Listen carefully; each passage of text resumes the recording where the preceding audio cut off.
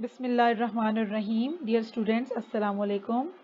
ढेरों दुरूद सलाम मेरे और आपके प्यारे आका हज़रत मोहम्मद मुस्तफ़ा सल्लल्लाहु अलैहि वसल्लम पर। स्टूडेंट्स, आज जो टॉपिक हम पढ़ने जा रहे हैं that is elimination reactions. Elimination reaction क्या है? जैसे कि नाम से जाहिर है कि एलिमिनेट करना किसी ग्रुप को। So the chemical reaction in which two groups are eliminated from two adjacent atoms is called elimination. Organic chemistry में जब दो एडजेसेंट कार्बन एटम से, एक अल्फा कार्बन से और एक बीटा कार्बन से, दो ग्रुप्स को एलिमिनेट किया जाता है इकट्ठा, उसे एलिमिनेशन कहते हैं। अल्काइल हैलाइड्स में ये अल्काइल जिस कार्बन के साथ डायरेक्टली अटैच्ड है इसे अल्फा कार्बन कहते हैं, जबकि उससे नेक्स्ट कार्बन को बीटा कार्बन कहते हैं। हेलोजन अल्फा कार्बन से लीव करेगा, निकलेगा और एलिमिनेट होगा, और बीटा हाइड्रोजन, जो बीटा कार्बन से हाइड्रोजन 1, 2, 3 लगे हुए हैं, ये तीनों बीटा हाइड्रोजन कहलाते हैं। सो बीटा हाइड्रोजन की भी साथ में एलिमिनेशन होगी, जिसके नतीजे में हमारे पास प्रोडक्ट बनेगा। सो इस वजह से इन्हें बीटा एलिमिनेशन रिएक्शंस भी कहते हैं। दो तरह के ही हैं आपके एलिमिनेशन रिएक्शंस भी, वो हैं E1 और E2। जैसे कि हम सब्स्टिट्यूशन रिएक्शंस को पढ़ चुके हैं, SN1 और SN2। और अगर आपने सब्स्टिट्यूशन रिएक्शंस अभी तक नहीं पढ़े, नहीं देखे हैं, तो आप मेरे यूट्यूब चैनल पर जाके सब्स्टिट्यूशन रिएक्शंस भी देख सकते हैं। एलिमिनेशन और सब्स्टिट्यूशन, अब हम देखते हैं कि इन दोनों में क्या डिफरेंस है और क्या कंडीशंस हैं कि जब एलिमिनेशन रिएक्शंस होते हैं और क्या कंडीशंस हैं कि जब सब्स्टिट्यूशन रिएक्शंस होते हैं। कंडीशन दोनों की बेसिकली सेम है कि जब अल्काइल हैलाइड के मॉलिक्यूल पर कोई न्यूक्लियोफाइल अटैक करता है तो सब्स्टिट्यूशन में हमने ये पढ़ा था कि अल्काइल ग्रुप निकल जाता है और न्यूक्लियोफाइल उसको रिप्लेस कर लेता है, तो वो सब्स्टिट्यूट हो जाता है। जबकि एलिमिनेशन रिएक्शन में स्टूडेंट्स ये होगा कि इधर से अल्काइल ग्रुप निकलेगा और इधर से बीटा हाइड्रोजन निकलेगा और न्यूक्लियोफाइल उसको अपने साथ लगा लेगा। As a result of it ये डबल बॉन्ड कार्बन कार्बन के दरमियान फॉर्म हो जाएगा।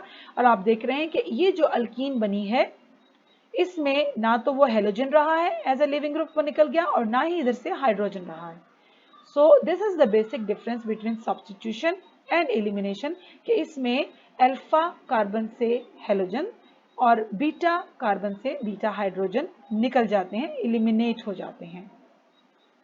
स्ट्रॉन्ग बेसिस जैसे कि OR negative, OH negative, NH2 ये एलिमिनेशन को प्रेफर करती हैं, जबकि वीक बेसिस से मुराद है ये न्यूक्लियोफाइल्स सब्स्टिट्यूशन करते हैं। ये अगर आप एक ही यहाँ पर देखें, ये अगर स्ट्रॉन्ग न्यूक्लियोफाइल होगा तो आपकी एलिमिनेशन ज़्यादा होगी और सब्स्टिट्यूशन के चांसेस कम होंगे। दो तरह के एलिमिनेशन रिएक्शंस हैं, जैसे कि सब्स्टिट्यूशन रिएक्शंस दो तरह के थे, SN1 और SN2। इसी तरीके से E1 is the elimination reaction, जो कि यूनिमॉलिक्यूलर एलिमिनेशन रिएक्शंस कहलाते हैं। और बिल्कुल सेम बेसिस पे जैसे हमने SN1 पढ़े थे, इनका भी तकरीबन आधा स्टेप तो वैसा ही है। आपको याद होगा SN1 रिएक्शंस में हमने पढ़ा था कि अल्काइल हैलाइड्स, वो भी जो टर्शियरी अल्काइल हैलाइड्स हैं, प्रेफरेबली वो सब्स्टिट्यूशन यूनिमॉलिक्यूलर सब्स्टिट्यूशन रिएक्शंस देते हैं। इसी तरीके से E1 भी टर्शियरी अल्काइल हैलाइड्स देंगे, और ये फर्स्ट स्टेप स्लो स्टेप होगा जिसमें अल्काइल ग्रुप लीव कर जाएगा एज अ लिविंग ग्रुप और पीछे कार्बोकैटाइन की फॉर्मेशन होगी। स्टूडेंट्स, जैसे कि आप जानते हैं कि slow step rate determining step होता है, तो अगर हम इसके रेट की बात करें तो rate will depend on the concentration of alkyl halide, बिल्कुल वैसे ही जैसे SN1 पे डिपेंड करता था। इसका मतलब है कि ये फर्स्ट स्टेप तो E1 और SN1 दोनों रिएक्शंस का सेम है, लेकिन अगर हम ये सेकेंड स्टेप की बात करें तो बेस या फिर न्यूक्लियोफाइल अटैक करेगा बीटा हाइड्रोजन पर। ये आप देख सकते हैं कि जो कार्बोकैटाइन है उससे नेक्स्ट वाला बीटा कार्बन है और उसके साथ लगा हुआ हाइड्रोजन बीटा हाइड्रोजन है। आप कंफ्यूज मत हो कि ये हाइड्रोजन निकलेगा या ये हाइड्रोजन निकलेगा, ये दोनों बीटा हाइड्रोजन हैं। यहाँ ये निकाला गया है, आप इस हाइड्रोजन को भी रिमूव कर सकते हैं।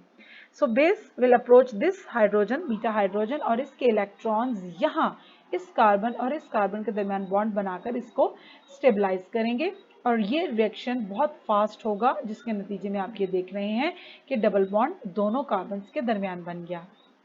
तो स्टूडेंट्स, हमने क्या देखा कि एलिमिनेशन रिएक्शंस के नतीजे में E1 मैकेनिज्म में अल्कीन्स की फॉर्मेशन होती है। E2 reactions bimolecular elimination reactions हैं और SN2 की तरह ये भी वन स्टेप रिएक्शंस हैं। अगर हम कंसिडर करें कि ये अल्काइल हैलाइड एक है, फॉर एग्जांपल हम यहाँ से देखते हैं ये एक अल्काइल हैलाइड है, बेस इस पर अटैक करेगा, इसमें से ये X नेगेटिव निकलेगा, साइड बाय साइड इसके बीटा हाइड्रोजन को बेस ले जाएगा और डबल बॉन्ड की फॉर्मेशन हो जाएगी। ये एक सिंगल स्टेप प्रोसेस है जिसमें ये देखें बेस अप्रोच कर रहा है बीटा हाइड्रोजन पर और X नेगेटिव अपने इलेक्ट्रॉन्स को लेकर अल्फा कार्बन से निकल जाएगा।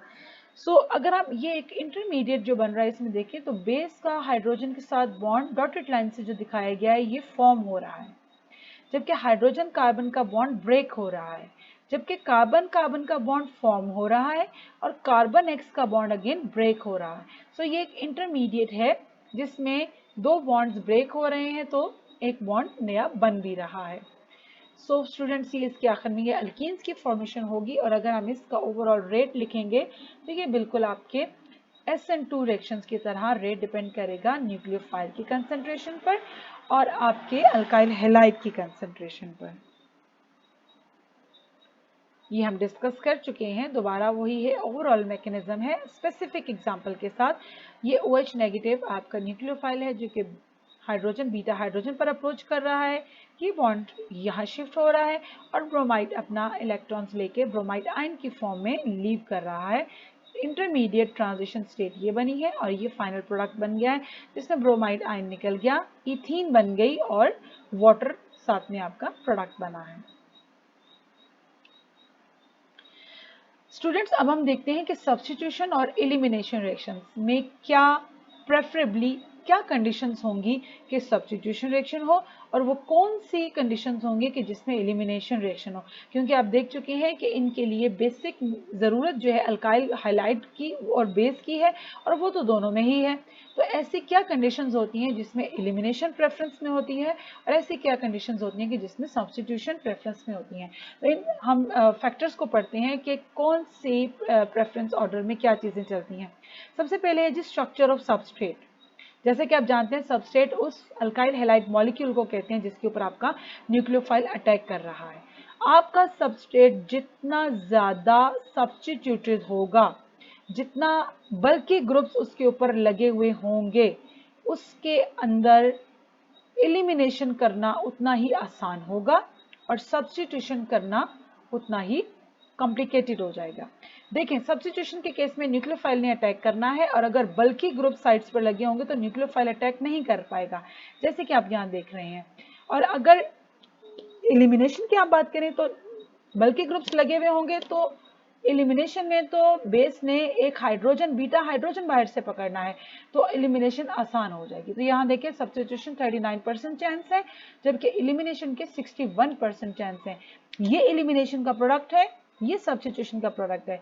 अगर सब्स्टिट्यूशन होती है तो ये प्रोडक्ट बनेगा, अगर एलिमिनेशन होती है तो ये प्रोडक्ट बनेगा। बल्कि ग्रुप्स अगर आपके सबस्ट्रेट पर होंगे तो एलिमिनेशन फेवरेबल होगी। नेचर ऑफ बेस, जो बेस अटैक कर रही है उस पर भी डिपेंड करता है। सेकेंड फैक्टर जो है वो बेस है। स्ट्रॉन्ग बेस होगी तो मेन प्रोडक्ट आपका एलिमिनेशन का बनेगा और अगर बेस वीक होगी जैसे कि एसीटेट आयन दिखाया गया है तो मेन प्रोडक्ट आपका सब्स्टिट्यूशन बनेगा, यानी कि सब्स्टिट्यूशन रिएक्शंस होंगे। अल्कीन नहीं बनेगा, आपका सब्स्टिट्यूशन रिएक्शन होगा। तीसरा फैक्टर है जी nature of leaving group. Leaving group जैसे कि हम जिक्र कर चुके हैं कि ये X अगर ब्रोमीन होगा, अल्काइल हैलाइड होगा, ब्रोमाइड ग्रुप होगा तो इसके लिए आसान है कि ये एलिमिनेशन करे, जबकि OTS एक बहुत अच्छा लिविंग ग्रुप है, अगर ये होगा तो इसके लिए आसान होगा कि ये सब्स्टिट्यूशन करे।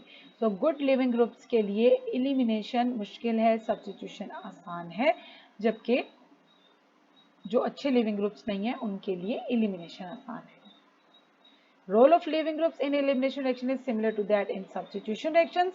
In unimolecular reactions it does not affect. लेकिन बायमॉलिक्यूलर रिएक्शन जो कि वन स्टेप रिएक्शन है, ये उसकी बात हो रही है कि उसमें नेचर आपके लिविंग ग्रुप की डिपेंड करती है। अगला फैक्टर है जी nature of solvent. Elimination is favoured more than substitution by decreasing the solvent polarity. जितनी सॉल्वेंट की पोलैरिटी कम होगी, जितना सॉल्वेंट कम पोलर होगा, उतनी ही एलिमिनेशन ज्यादा होगी, और जितना सॉल्वेंट पोलर होगा इट मींस उतनी ही सब्स्टिट्यूशन ज्यादा होगी।